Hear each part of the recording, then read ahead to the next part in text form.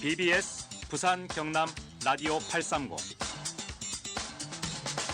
여러분 안녕하십니까? 라디오 830 시간입니다. 대통령 선거가 한 달여 앞으로 다가오면서 후보자들의 경쟁이 다각도에서 뜨거워지고 있습니다. 지지자들 사이의 장외 경쟁도 만만치 않은데요. 오늘 BBS 라디오 830 시간에서는 더불어민주당과 국민의힘 부산 선대위의 목소리를 들어보는 시간 마련했습니다. 무겁지 않게 그렇지만 귀를 기울여야 하는 내부의 생각과 의견들에 대해서 이야기를 나눠보는 소중한 시간으로 꾸며보겠습니다. 더불어민주당 문영남 내가 만드는 선대위 지원본부장, 국민의힘 부산선대위 박원석 부본부장 스튜디오에 모시고 잠시 뒤에 뵙겠습니다.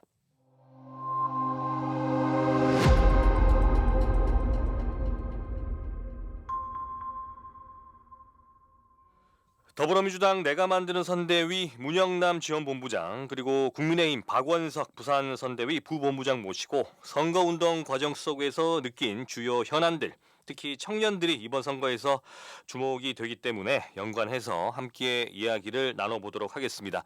지금 두 분 스튜디오에 나와 계십니다. 안녕하십니까? 네, 안녕하십니까? 네, 저희가 세 가지 질문을 준비를 했는데 우선 긴장을 푸는 의미에서 이른 아침에 이렇게 스튜디오에 오신다고 정말 고생 많으셨습니다. 네, 고맙습니다. 자, 각 주제에 대해서 약 2분 정도 시간을 드릴 텐데 편안하게 시간에 구애받지 말고 말씀을 해주시면 될 것 같습니다. 우선 부동산 문제에 대해서 말씀을 나누고 싶은데요. 특히 청년들의 주거 문제 관련해서는 참 이게 여러 가지 이 생각들도 많고 고민들도 많지 않습니까? 본인들이 느끼거나 경험했던 그런 부분들에 대한 생각들을 좀 듣고 싶어요. 우선 더불어민주당 문영남 본부장님 시간을 좀 드리겠습니다. 말씀 좀 해주시죠. 네, 반갑습니다. 더불어민주당 내가 만든 선대위 지원본부장 문영남입니다. 청년들의 주거 문제에 대해서 말씀드리기 전에 먼저 이명박 박근혜 정부 때부터 헬조선이라는 단어들이 만들어지고 청년 문제에 대한 심각성을 인지하고 난 후에 문재인 정부가 만들어졌음에도 불구하고 많은 청년 유권자들에게 아직도 많이 부족하고 이 부분에 대해서 미안하고 앞으로 더 많이 배우겠다는 약속을 드리면서 청년 주거 문제에 대한 제 생각을 말씀드리겠습니다. 부동산 시장의 안정화는 결혼, 저출산, 고령화 문제 등 여러 가지 문제와 직결되어 있다고 생각되고요. 청년 주거 문제 또한 다르지 않다고 생각합니다. 지금 청년들 사이에서 M4 세대라는 단어가 유행하는데요. 연애, 결혼, 출산, 내 집 마련, 인간관계 등등을 포기하고 산다는 게 M4 세대의 주장이고요. 가장 기본이 되는 청년 주거 문제를 이재명 후보가 해결하겠다고 저는 자신합니다. 이재명 후보의 공약은 시장은 존중하되 대규모 공급에 초점을 맞추고 있습니다. 청년 기본주택 역세권에 100만 호를 짓는 게 목표이고요. 임기 중에 해결할 것으로 생각됩니다. 그중 제가 제일 마음에 드는 부분은 낮은 임대료로 10년을 살다가 최저 분양가에 분양받는 누구나 지평이라는 내용이 있고요. 그리고 무주택자가 생애 최초로 주택 구입 시 금융 제한을 완화하고 부동산 취득세를 감면해 청년들의 세부담을 줄여주는 부분도 마음에 들었습니다. 네. 저는 부산의 문제점 중에 하나만 꼽으라면 인재 유출이라고 말하고 싶고요. 그 수치가 지금까지 18만 명이나 된다고 합니다. 양질의 일자리와 양질의 주거 문화가 또 다른 투자로 이어지고 경제적 선순환 구조를 만듭니다. 지금까지 부산은 그렇지 못했거든요. 네. 양질의 일자리, 양질의 주거 문화 이재명 후보가 만들 거라 생각하고요. 그래서 부산의 청년을 위해서라도 이재명 후보가 대통령이 돼야 된다 생각합니다. 네. 네. 지금 말씀을 해주시면서 100만 호 청년 주거주택 역세권 주변에 건립하겠다는 이 문제를 짚어주셨는데 뭐 어떤 방향으로 어떻게 좀 민주당에서 해 나가실 계획이신지 좀 궁금합니다. 이거는. 100만 호 전체를 제가 지금 이 자리에 설명할 수는 없고요. 네. 일단 이재명 후보 공약 중에 재개발 재건축 공약이 있습니다. 네. 이제 4종 주거를 신설하고 용적률 500% 만들어주는. 그래서 조합이나 재개발 조합이나 재건축 조합에 초과 이익이 발생하죠. 그럼 그 초과 이익 한 수분을 돈으로 받지 않고 집으로 청년들한테 배당해주는 이런 방법이 저는 강구될 거로서 생각합니다. 네. 그렇게 함으로써 뭐 자금도 마련을 하고 건축에 대한 부담도 줄이면서 청년들한테 혜택이 돌아갈 수 있게 해드리겠다. 뭐 네. 그런 말씀이시군요. 네, 맞습니다. 네. 자, 이 부분은 어떻게 민주당 내에서 현실화를 시켜 나갈 예정이신지 저희들도 한번 지켜보도록 하겠습니다. 자, 그러면은 이어서 국민의힘 박원석 선대위 부본부장님 청년 주거 문제 관련해 본인 생각 한번 들어볼까요? 예, 반갑습니다. 국민의힘 부산선대위 부본부장 박원석입니다. 일단 우리 문영남 본부장님 말씀 잘 들었습니다. 일단 저희 국민의힘에서는 결론부터 말씀드리면 청년이 원하는 주거 정책이 뭔가를 정확하게 이해한 뒤에 대책을 강구해야 된다는 것입니다. 청년의 주거 문제, 주거 정책을 논하기 위해서는 현재 청년들의 주거에 대한 개념을 들여다볼 필요가 있겠죠. 네. 잘 아시겠지만 과거와는 많이 지금 달라졌습니다. 이전 세대들이 주택을 소유하고 평생을 목표로 삼고 저축을 해왔는데 요즘 청년들은 주택을 소유보다는 공유에 가까운 개념이 더 커져 있는 것 같습니다. 이제 라이프 스타일과 연관이 있겠죠. 예전에 기성세대들은 한 곳에 정착하길 원하지만 지금 청년들은 네. 자신의 스타일에 따라 자신의 선택에 따라 다양한 지역에서 다양한 경험을 하며 자유롭게 생활하기를 원하는 특성이 있습니다. 네. 예. 아마 주택 소유가 힘든 경우도 있겠죠. 예, 그것 때문에 우선 리스 공유 개념으로 간다고 보시면 되겠지만 네. 실제 주택을 소유한다 하더라도 또 노마드 유목민의 생활을 포기하지는 않을 겁니다 아마. 예. 그래서 이런 변화는 여러 환경에 따른 가치관 변화에 비롯된 것이긴 하지만 네. 날이 갈수록 진화를 해서 새로운 가치관을 그때그때 만들어내는 청년들의 변화무쌍한 사고방식이 바탕에 깔려 있다고 봅니다. 또 어릴 때부터 공정한 경쟁을 경험함으로써 형성된 가치관과 자신의 세계를 독립적으로 구축하려는 자세도 하나의 원인일 수도 있습니다. 네. 그렇게 본다면 청년 세대의 인식 변화를 감안한 정책이 나와야 하는데 현행처럼 이전 세대의 가치관에 따른 주택 정책은 한 박자가 늦는 것이죠. 네. 자녀를 많이 갖지 않거나 결혼을 미루고 또 아예 하지 않는 1인 가구가 많아진 것도 염두에 두어야 하고요. 산업 구조 변화에 따라서 일자리 환경이 달라지는 것도 반영해야 된다고 봅니다. 이렇게 종합적으로 볼 때 정책 수립과 실제 시행까지 복잡한 과정을 거치는 정부 기관들은 그 속도를 따라가지 못한다고 보고 있습니다. 네. 그럼 이렇게 자율적으로 갈 수 있고 청년이 원하는 주거 형태로 만들 수 있는 민간 기업들이 주도하도록 시장 경제에 맡게 된다고 저는 보고 있습니다. 네. 예. 자, 지금 박원석 부본부장님께서는 시대적 변화에 따라서 여러 가지 접근 방식을 달리 해야 된다라는 지적을 해주셨는데 그 중에 그래도 핵심은 정부 주도가 아닌 민간 주도의 어떤 정책, 주택 공급이라든지 이런 것들이 좀 이루어져야 된다 그런 말씀이신 것 같습니다. 네, 맞습니다. 실제로 저희들이 청년의 주거 형태나 이런 것들이 청년이 원하는 형태로 바뀌어야 되는데 움직이기 무거운 정부가 같이 이걸 주도한다 그러면 속도가 따라가지를 못할 것입니다 아마. 그래서 민간에 맡기고 민간의 주도하에 청년의 주거 정책이 만들어지는 과정 속에서 규제는 할 수가 있겠죠 정부가. 그 정도로만 할 수 있다 그러면 아마 이 청년 주거 정책에 대해서 좀 더 가깝게 다가가지 않을까라는 생각을 해보고 있습니다. 네.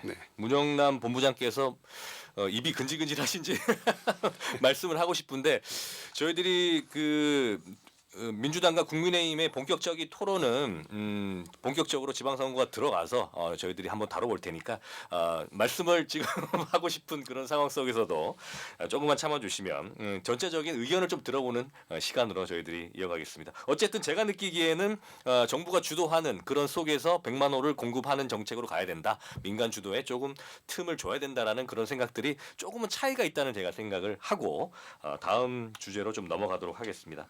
자, 청년 창업 문제를 좀 들여다볼 텐데요. 본인들이 경험을 했거나 주변에서 바라봤을 때 정책에 아쉬운 점들이 분명히 있었을 거라고 제가 생각이 듭니다. 이번 질문 관련해서는 물론 청년 창업 문제가 일자리 문제와도 연관이 돼 있습니다. 이번 질문은 우리 국민의힘 박원석 부본부장님께서 먼저 말씀을 좀 해주시겠습니까? 본인이 느꼈던 부분이라든지. 네네. 저도 일단은 벤처 기업을 하나 운영을 하고 있습니다. 아, 그렇습니까? 네. 벤처 기업을 받기까지도 과정이 굉장히 힘들었고요. 그래서 저는 이렇게 지금 키워드를 하나 책정하고 싶은데요. 청년 창업을 위해서는 창업의 유전자 확산이 이루어진다고 저는 보고 있습니다. 네. 현재 뭐 부산 지역에서 창업을 꿈꾸는 뭐 청년들 스타트업에 관한 지원이 수도권에 비해서 너무 빈약하게 있어요. 수도권의 90% 이상 지원이 가고 있고 그 나머지 10%를 가지고 지방들이 스타트업이나 청년 창업에 지원을 하고 있다는 것이죠. 이러다 보니 창업의 유전자 성장하고 확산하는 생태계 조성이 거의 조금 빈약하다는 거죠. 네. 이걸 뭐 생태계 조성을 위해서는 각 대학의 노력과 중앙정부와 지방정부의 예산 지원이 동시에 이루어져야 된다고 저는 일단 생각을 하고요. 청년 창업을 활성화하기 위해서는 첫 번째, 부산이 강세를 보이고 있는 아이템을 중점적으로 지원해서 창업의 유전자를 뿌리내리게 해야 됩니다. 네. 그리고 점차 창업의 열기를 확산하는 단계적이고 장기적인 대책이 필요한 것이죠. 며칠 전에 보도를 보니 부산 지역 IT 업체 매출의 평균 증가율이 최근 3년간 16.35% 정도로 네. 나타났습니다. 수도권을 제외하면 최고치를 기록한 거죠. 아, 그나마. 네. 부산 지역의 ICT 기업들은 이런 우수한 성과를 내고 있습니다. 지금. 그런데 이 배경에는 부산시 등 기관의 지원들이 있었다는 것이죠. 물론 이거는 뭐 기존 기업의 거둔 성과이긴 하지만 창업도 마찬가지 맥락이라고 봅니다. 창업이 활성화하고 일자리 창출, 매출의 증대, 지역 경제에 도움이 되는 이런 선순환 구조가 만들어질 수가 있는 것이겠죠. 두 번째는 창업의 직업군의 변화 같은 환경과 연관을 고민해야 된다고 봅니다. 앞으로는 우리 사회가 소수의 인원으로 운영하는 기업이 많아질 거라는 예상을 쉽게 할 수가 있는데요. 네. 실제로 1인 기업이나 10인 이하의 직원이 움직이는 기업이 갈수록 활약이 커질 것입니다. 그리고 전통적인 제조업과 인터넷 기업을 비교하면 청년이 어느 방향으로 일자리를 찾고 또 창업을 하는가를 추정할 수가 있습니다. 네. 보통 보면 A라는 뭐 자동차 회사가 있고 B라는 포탈 회사가 있다 보면 A라는 자동차 회사는 아마 B라는 포탈 회사보다 직원 수가 2배, 3배 이상 많을 것입니다. 그러나 이거를 시가총액으로 본다 그러면 B라는 포탈 회사가 A라는 자동차 회사보다 2배 이상 혹은 뭐 3배까지도 더 차이가 나는 것을 보실 수가 있습니다. 저는 바로 지금이 2030 청년 세대를 위한 좋은 일자리가 어디 있는지를 찾는 일에 우리가 사회 구성 모두가 나서야 할 때라고 보고 있습니다. 네. 일단 뭐 우선 3월 9일 대선에서 누가 승리하든지 좋은 정책을 받아들여서 시행을 하겠다는 열린 시각이 필요하고요. 또 6월에 있을 지방선거에서도 2030 세대 일자리와 창업에 관한 좋은 공약들이 좀 더 많이 나왔으면 좋겠습니다. 네, 일단 수도권 집중 문제를 언급해 주셨고 창업 문제도 이 부분은 뭐 창업 파트뿐만이 아니라 뭐 다양한 분야에서 지금 문제가 되고 있는 그런 맞습니다. 상황인 것 네. 같습니다.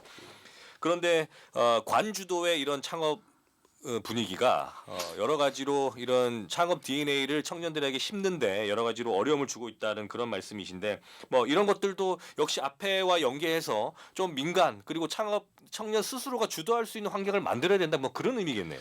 그렇죠, 맞습니다. 이게 뭐 생태계를 만들어주기 위해서는 어쨌든 대학이나 어떤 예산들이 필요한 것이죠. 그것이 없이는 또 불가능한 것이고요. 네. 첫 번째는 청년들이 주도할 수 있는 그런 플랫폼을 만들어줘야지 이 활성화가 될 수 있지 않을까. 창업의 유전자들이 더 확산되지 않을까 그렇게 보고 있습니다. 네, 관주도의 한계점을 좀 지적해 주신 것 같습니다. 자, 이 청년 창업 문제 그리고 일자리 문제 우리 문영남 본부장님 어떻게 좀 보십니까? 저는 실무적인 부분에서 접근을 좀 드리면 청년 창업의 공간이 있다라고 가정할 때 이 공간을 설계할 시점부터 청년들과 함께 구상하고 논의가 되어야 되는데 네.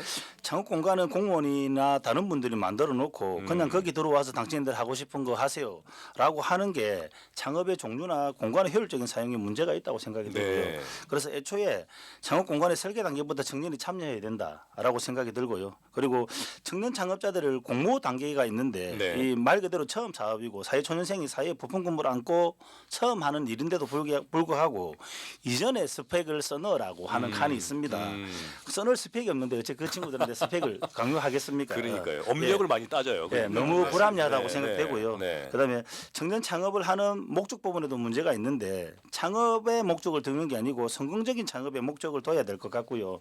그러기 위해서는 준비 단계에서부터 교육, 체험, 멘토링, 슈퍼바이징 등 제대로 된 프로세스가 작동되어야 되는데 그렇지 못한다는 게 뭐 이제 저희 부산의 환경입니다. 네. 그리고 부산시에 청년 창업 정책국이 있고요. 그 밑에 청년 창업 정책과가 있습니다. 그런데 부산시는 청년 창업에 대한 지원 조례가 현재 없고요. 예. 부산경제진흥원에서 하는 창업 관련 내용이 있긴 있습니다만은 찾아보니까 청년 창업이 아닌 그냥 창업에 대한 내용이었습니다. 네. 예, 창업에 대한 청년 창업에 대한 인센티브가 너무 부족하고요. 또 올해 부산시가 2022년 청년 프로그램 지원 사업으로 청년 취업 창업 지원 정책 예산을 할애하는데 16개 구군 모두 포함해서 3억입니다. 한 개 구에 3억이 내려가도 모자란 이 지경에 예. 16개 구군에 포함돼서 3억이라고 하는 것은 너무 작다고 생각이 들고요. 네. 앞에서 말한 것처럼 양질의 일자리가 없으면 인재 순유출이 걱정되는 부분입니다. 그리고 청년 창업 창투사를 하나 부산시가 만드는 것이 좋다고 생각이 들고요. 청년이 창업할 때 가장 문제가 되는 게 자금 문제이기 때문에 공간과 자금을 부산시나 국가가 해결해 준다면 청년들이 창업하기에 좋은 환경을 만들어 줄 수 있을 것 같다고 생각이 듭니다. 네. 자, 여러 가지 현실적인 문제를 좀 짚어주셨습니다. 네. 사실 저도 이 취재를 하다가 창업 문제에 대한 얘기를 나눠보면 실제적으로 전혀 도움이 되지 않는다, 정책들이. 맞습니다. 예. 네, 그런 지적들을 좀 하시는데 이것도 창업 문제를 들여다봐도 부익부 빈익빈? 뭐 기존 백그라운드가 있는 분들은 조금 창업에서 속도를 붙여 나갈 수 있는 그런 상황인 것 같고 정말 맨바닥에서 시작하시는 분들은 좀 창업까지 이어지기가 힘든 구조가 아닌가라는 생각을 취재를 하는 과정 속에서 제가 느껴봤는데 현실적인 문제를 좀 지적을 해주셨습니다. 자, 이야기를 듣다 보니까 일자리 문제, 양질의 일자리 문제를 계속 지적해 주셨는데 뭐 국민의힘도 마찬가지입니다. KDB 산업은행 부산 이전을 해오겠다라고 지금 윤석열 후보도 그렇게 공약을 하고 있는데 뭐 이 부분하고 민주당에서 좀 연관돼서 하시고 싶은 말씀은 없습니까? 제가 드리고 싶은 말씀은 일단은 부산은 국제금융도시라고 저희가 얘기를 합니다. 그런데 국제금융도시에 산업은행을 유치를 왜 못할까라고 제가 자료를 좀 찾아보니까 네. 산업은행법 4조 1항에 이렇게 되어 있습니다. 한국산업은행은 본점을 서울특별시에 둔다라고 법으로 아예 강제되어 있기 때문에 부산에 못 내려오는 거거든요. 네. 그 거대 여당을 지닌 저희 더불어민주당이 법을 바꿔서 산업은행을 부산에 꼭 유치시킬 수 있다라고 저는 이렇게 생각합니다. 네, 예. 알겠습니다. 그런데 관련 법은 지금 국민의힘에서 발의를 해놓은 상태입니다. 예, 알고 있습니다. 네. 자, 다음 주제로 한번 넘어가 보겠습니다. 마지막으로 젠더 문제인데요. 참 이 부분은 안타까운 부분입니다. 서로가 이해하고 서로 협력하고 해야 되는 남성과 여성들의 그 구조적인 그 사이 속에서 이제 갈등들이 계속 커져가고 있는데 자 업무 보실 때나 주변에서 들려오는 이야기 젠더 문제 우리 문영남 지원본부장님 어떻게 좀 받아들이고 계십니까?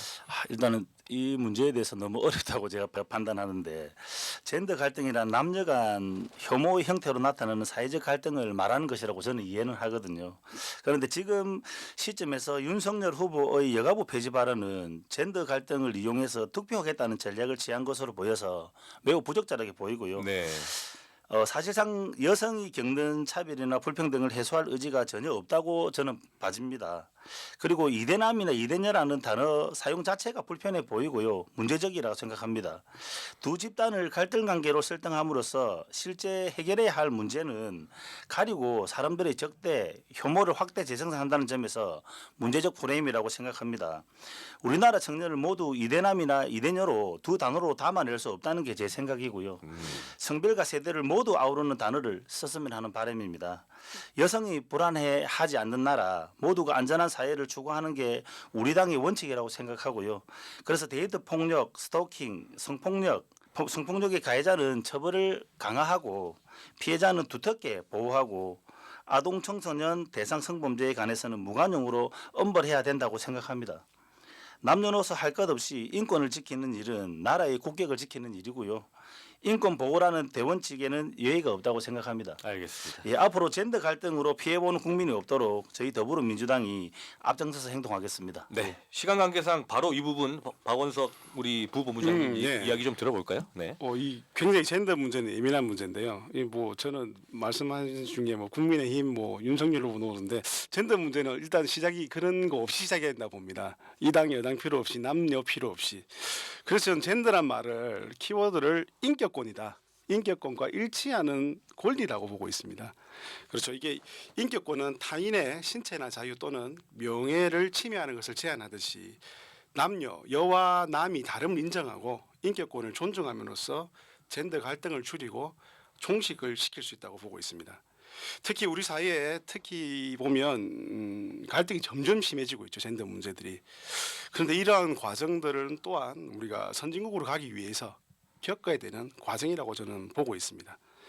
정치권의 세대와 성별 간에 첨예하게 대립하고 있는 젠더 문제가 정치권에서는 지나치게 개입을 하면 안 된다. 네. 흘러가는 과정 중에 하나니 이런 목소리들이 주변에 지금 많이 일어나고 있습니다. 누군가가 개입함으로써의 달라지는 현상들 그것들을 누가 과연 책임질 수 있을까요? 저는 조금 정치권에서는 왜냐하면 정치권에서는 신념보다는 자기 당에 우선되는 이익을 대변하다 보니 이러한 문제들이 있지 않을까. 그래서 정치권에서는 조금 더 이건 관망을 하고 중립적인 위치를 서줄 수 있는 그런 정치권이 됐으면 하는 바람이고요.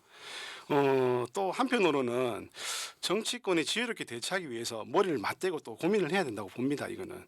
네. 네. 그리고 뭐 덧붙여 말씀드리면 네. 젠더 문제가 남녀 차별의 문제가 아니고 다름에 대한 인식의 차이다. 서로 다르다는 걸 인식을 하고 인정을 하게 되면 문제가 없다는 것이죠. 특히 뭐 기본적으로 남녀 간의 체력 문제 이거 다 다른 거잖아요.